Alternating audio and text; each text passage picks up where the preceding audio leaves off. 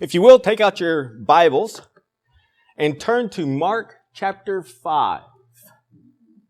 Mark chapter 5. We're going to have a lengthy reading here, and then we will consider these passages. We're going to read verses 1 through 5. Mark chapter 5, we're going to begin at verse 1. Then they came to the other side of the sea, to the country of the Gadarenes. And when he had come out of the boat, immediately there met him out of the tombs a man with an unclean spirit, who had his dwelling among the tombs. And no one could bind him, not even with chains, because he had often been bound with shackles and chains. And chains had been pulled apart by him, and the shackles broken in pieces. Neither could anyone tame him.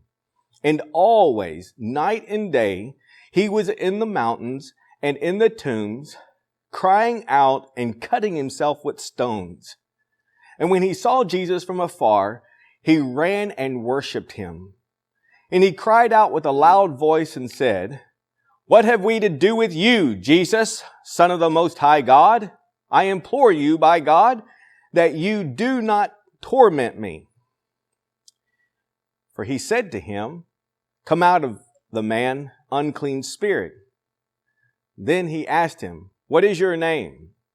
And he answered and said, "My name is Legion, for we are many." And he begged him earnestly that he would not send them out of the country. Now a large herd of swine was feeding there near the mountains. And all the demons begged him, saying, "Send us to the swine, that we may enter them." And at once Jesus gave them permission. Then the unclean spirits went out and entered the swine. There were about 2,000. And the herd ran violently down the steep place into the sea and drowned in the sea. Now those who fed the swine fled, and they told it in the city and in the country. And they went out to see what it was that had happened. Then they came to Jesus and saw the one who had been demon-possessed and had the legion sitting and clothed and in his right mind, and they were afraid. And those who saw it told them how it happened to him who had been demon-possessed and about the swine. Then they began to plead with him to depart from their region. And when he got into the boat, he who had been demon-possessed begged him that he might be with him. However, Jesus did not permit him, but said to him, "Go home to your friends and tell them what great things the Lord has done for you and how he has had compassion on you." And he departed and began to proclaim it in Decapolis, all that Jesus had done for him, and all marveled. There are many questions that we can have in regard to this story and what happens to this man. But I like to title the lesson "From Possessed to Preacher." And there are some very unique occurrences that happen that we're just not going to be able to address them all. And I don't mean to overlook them by any means, but one of those that really stands out to me in verse 7 is that this legion says, "I implore you by God that you do not torment me." I implore you by God. So you have a demon saying, for God's sake, by the power of God, he wouldn't. There's possibly this thought process that's going through this demon's mind. I mean, he's going to actually refer to God. "I implore you by God that you do not torment me." So we won't deal with that idea, "I implore you by God." And there are others that we're just going to have to overlook because I do want to move on as we go through this context. But the first I'd like to acknowledge is that what we learned from the demonic man. And so if we were to go back and read the first 5-6 verses, he lived in the tombs. And in fact, what you see here on the screen is pretty much, it's not the same region, but this is what could have been the scenery around them. This would be the mountain, if you will, and they're in the crooks and crevices, and someone would go into these rocks. There are tombs in the rocks in this picture here. And in fact, they were cut out, hewn out of the rock, out of the mountain, and there was no stone or anything like pulled across the front of them. In fact, they were completely open, and so people could come and they could climb the mountain, and they could go into these tombs at any time to see their relatives, if you will, to see their loved ones. This is where this guy's living. He's an outcast is really what it boils down to, and that no one could control. But he was just always causing havoc, it would seem. And being uncontrolled, he ends up being pretty much just pushed out of the city, pushed out of town.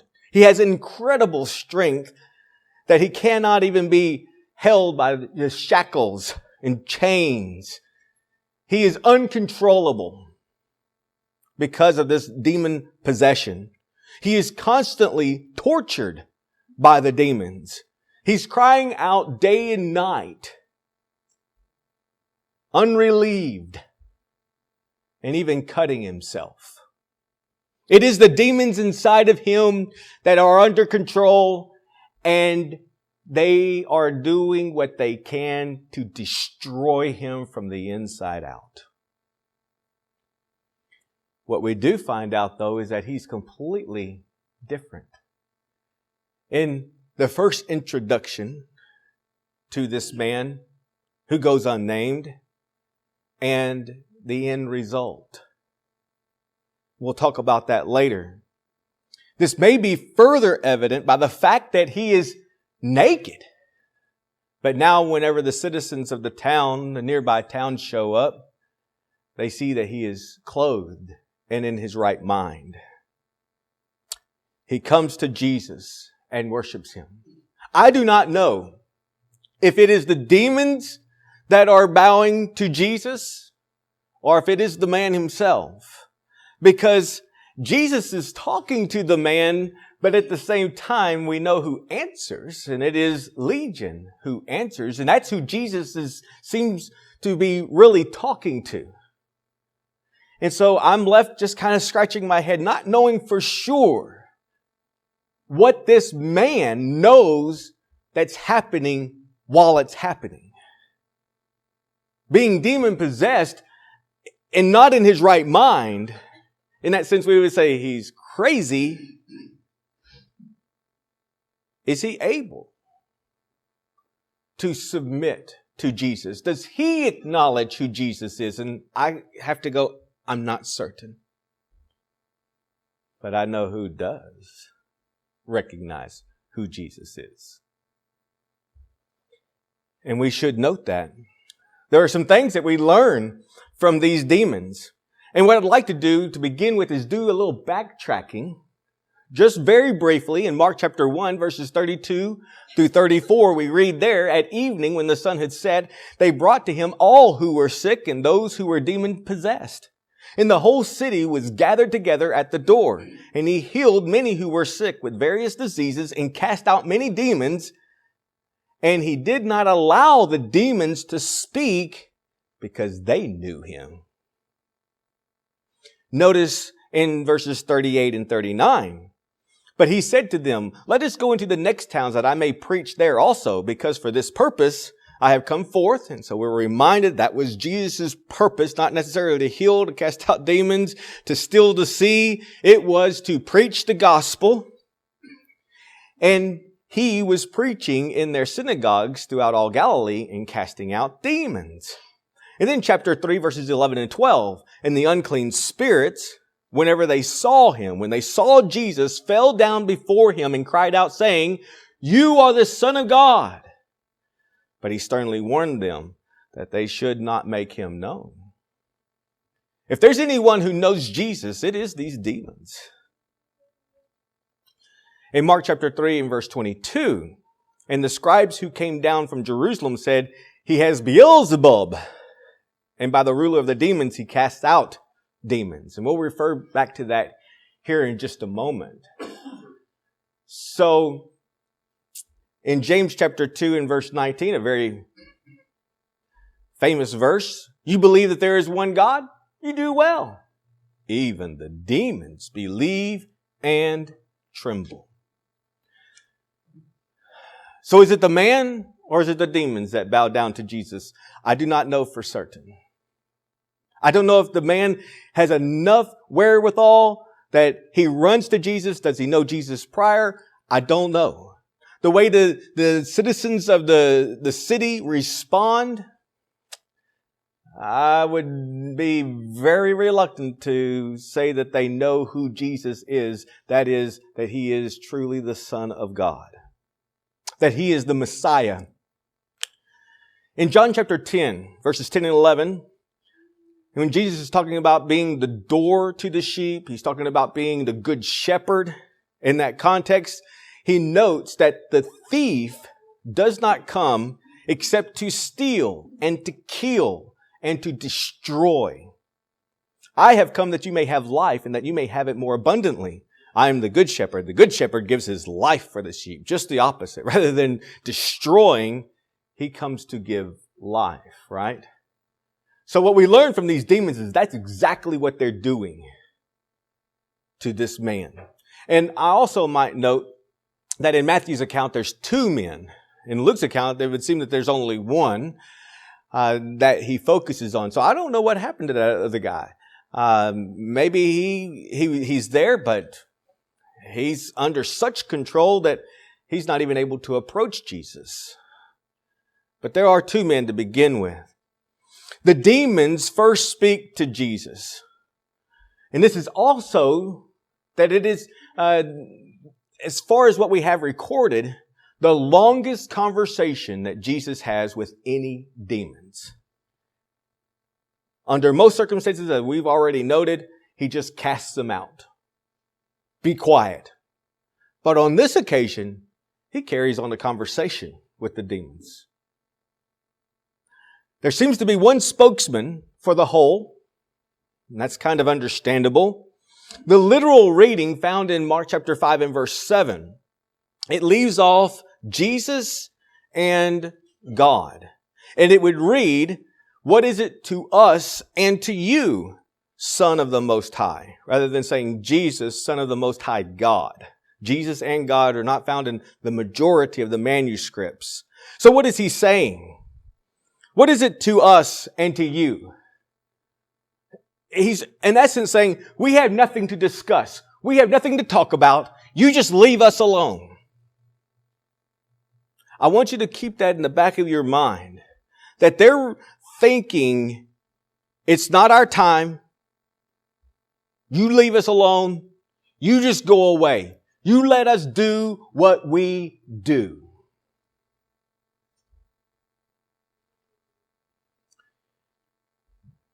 He goes on to say in verse 29, the end of verse 29 in Matthew chapter 8, in that account, have you come here to torment us before the time? Don't you find that quite ironic? That the legion, these demons, and a legion back in the day, a legion was 6,000 Roman soldiers.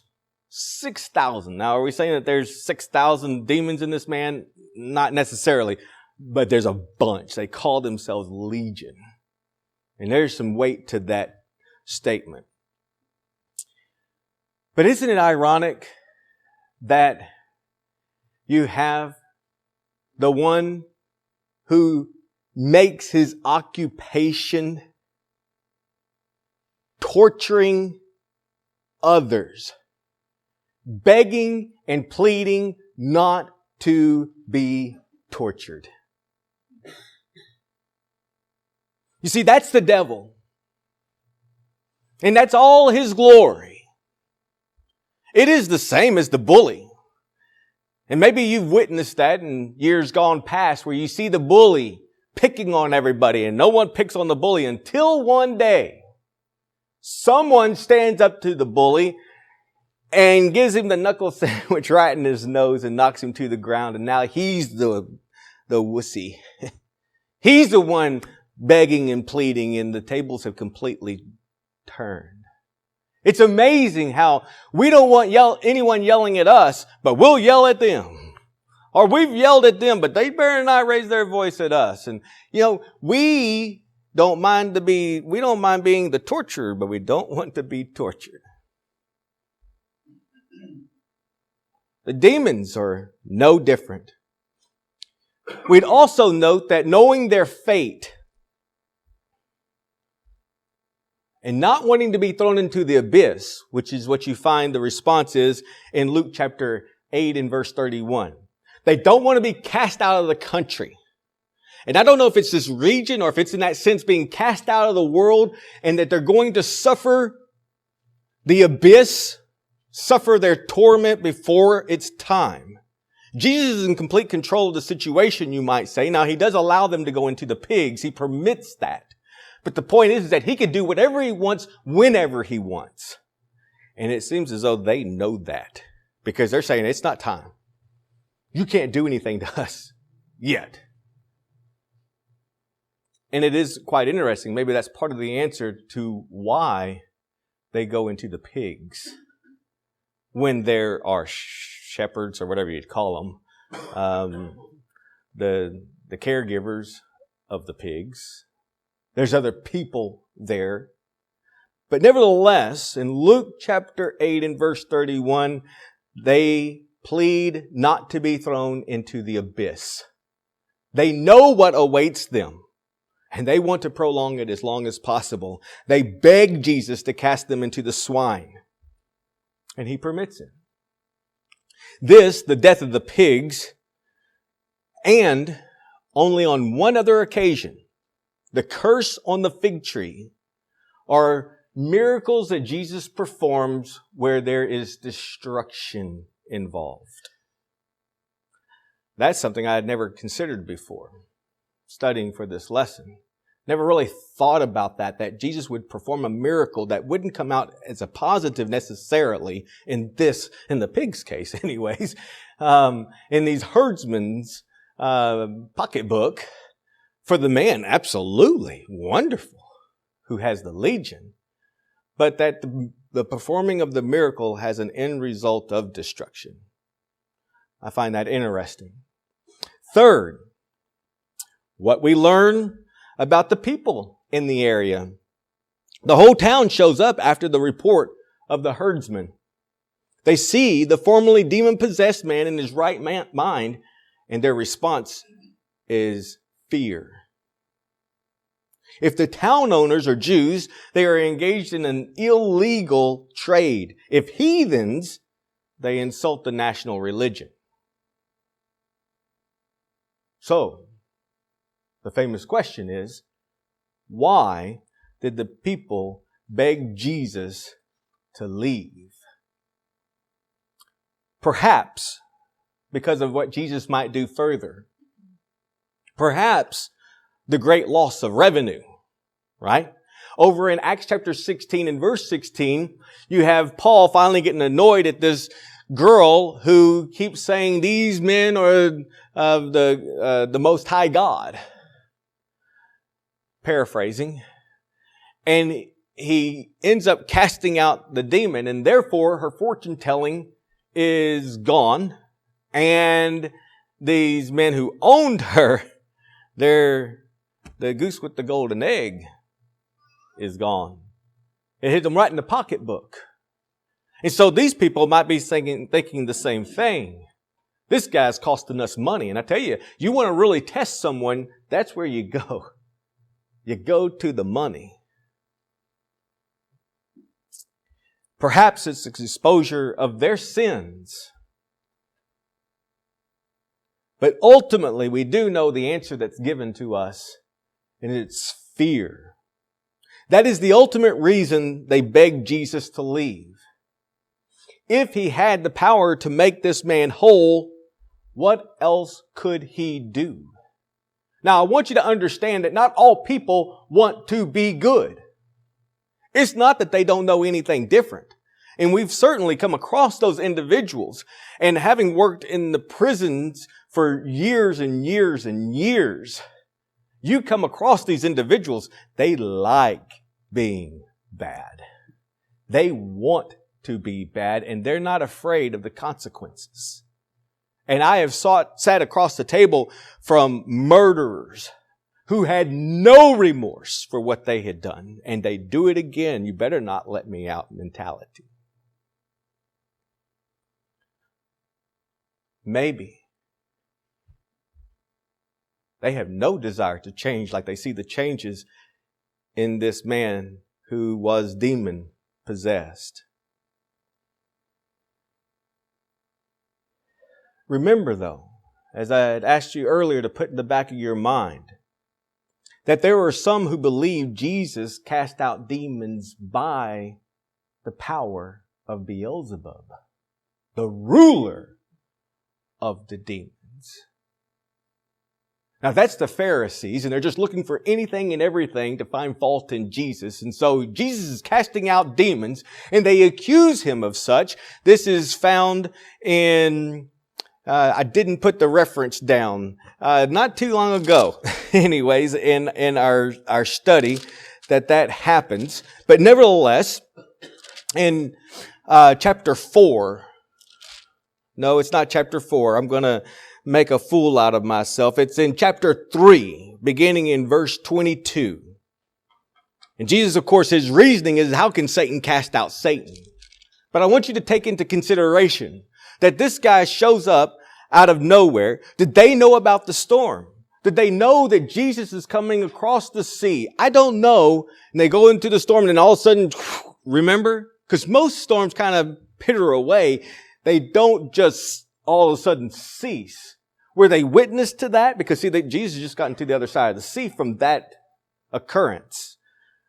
So my point is that if they knew that, and whether they did or not, is their thinking that of the Pharisees that he cast out demons by the power of the ruler of the demons? Who is this guy? Is he possibly the greatest demon? You see the point? Would that scare you? They can't control this guy. They can't shackle him. They can't chain him. They can't do anything to control him. They've kicked him out of society. He's gone to the tombs in the mountains. He's yelling and screaming. He's not in his right mind. He's cutting himself. This guy is trying to destroy himself. And whether they associate that with just the guy going crazy or with demons, and this guy, someone else shows up and is able to cast out that demon, hey, get away from me. I don't want to have anything to do with you. They are scared. As much as the demons didn't want to leave the country, the townspeople wanted Jesus to leave their country. And last, what we learn from these townspeople is, here's one of the few times that Jesus, by his miracles, actually drove people away rather than drawing them in. And it's all because of fear. Who is this guy? What power does he possess? And just because he casts out these demons doesn't mean that he's a good guy, possibly in their minds. What we learn from the demonic man is that he wanted to follow Jesus. He is commissioned, though, to spread the word of what the Lord has done for him. I want you to note, as we follow along, go back or go to Mark chapter 5 and verse 43. Mark chapter 5 and verse 43, but he commanded them strictly that no one should know it, and said that something should be done to give her to eat.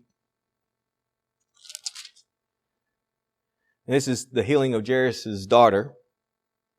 Lord willing, we'll study that next Lord's Day. Mark 7, verse 36. And he commanded them that they should tell no one, but the more he commanded them, the more widely they proclaimed it. And this is the healing of the deaf and dumb man. Matthew chapter 9 and verse 30. Matthew chapter 9 and verse 30. And their eyes were opened, and Jesus sternly warned them, saying, see that no one knows it. The blind man receives his sight. And then we note in chapter 8 and verse 4. And this is when the leper is cleansed. And Jesus said to him, see that you tell no one, but go your way, show yourself to the priest and offer the gift that are commanded by Moses, and so on. But on this occasion, Jesus tells this man who has the legion,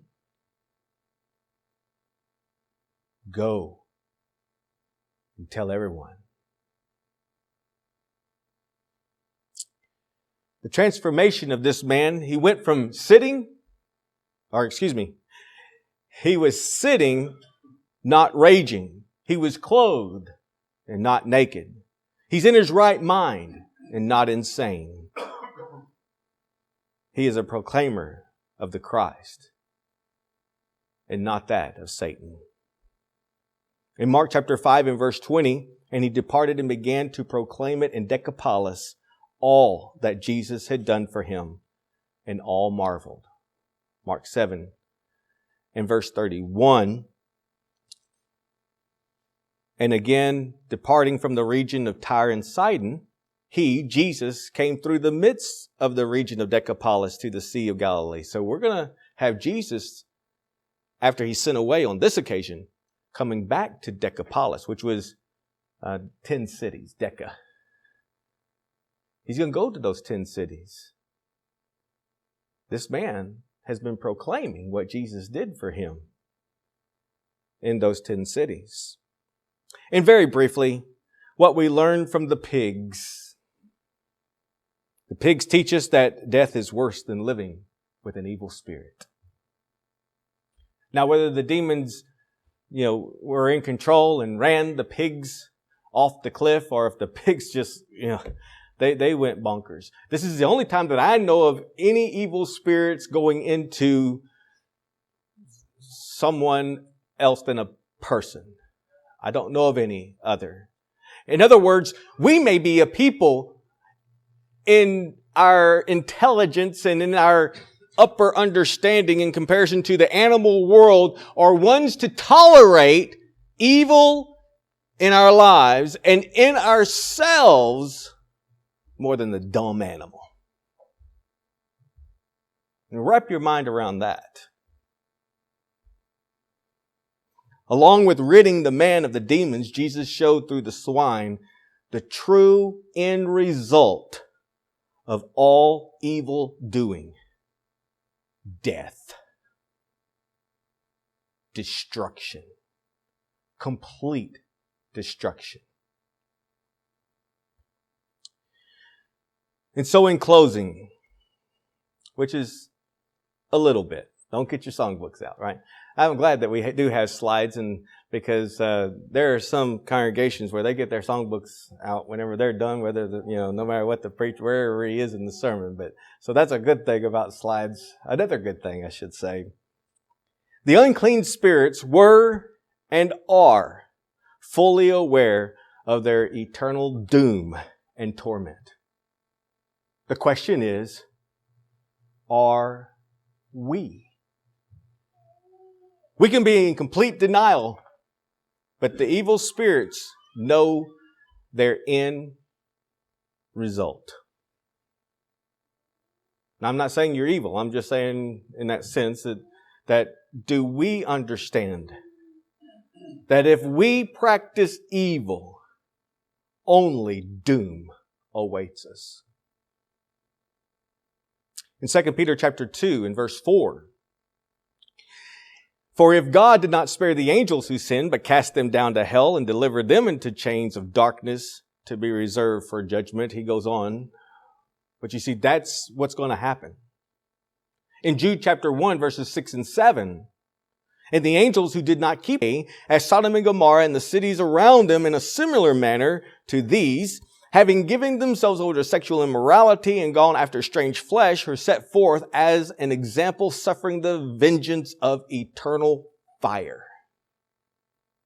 It's just a matter of time for the demons. And you and I go, that's fine, they're demons. But what about those who haven't changed their ways? What about those who have not submitted to the Lord? Who think that they have plenty of time?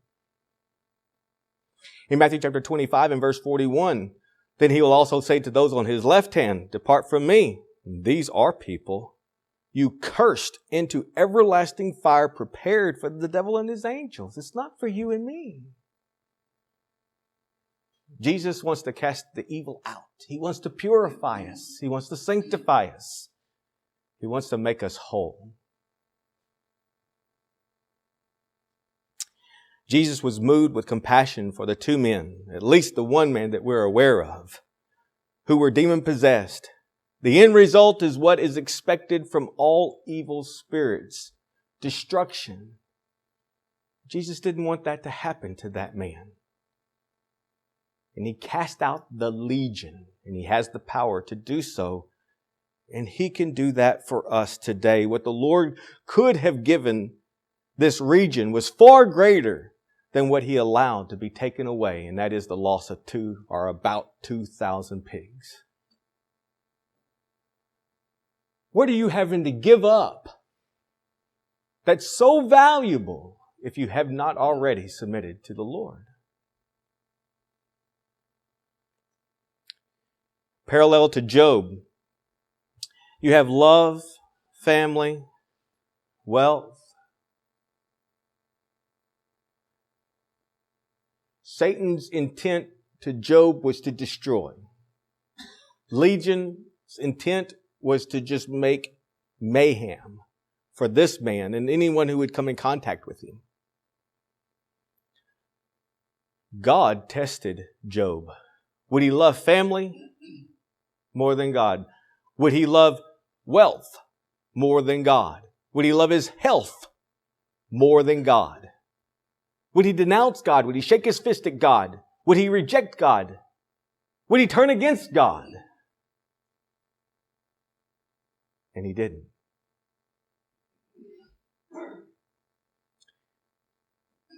Job passed the test. But I'm convinced that the majority of these people are Gentiles. They did not. They didn't pass the test. They told Jesus, go away. Leave us alone. So some people are more afraid of what Jesus will do than what Satan is already doing to them. So what they do is they respond by pushing Jesus away. I don't want you in my life, at least not right now.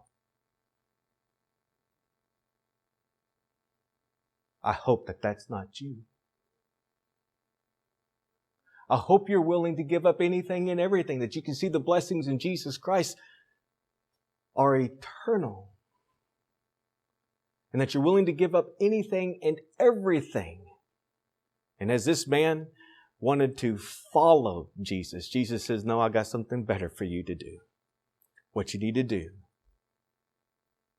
now that you're no longer possessed, is to go preach what I've done for you.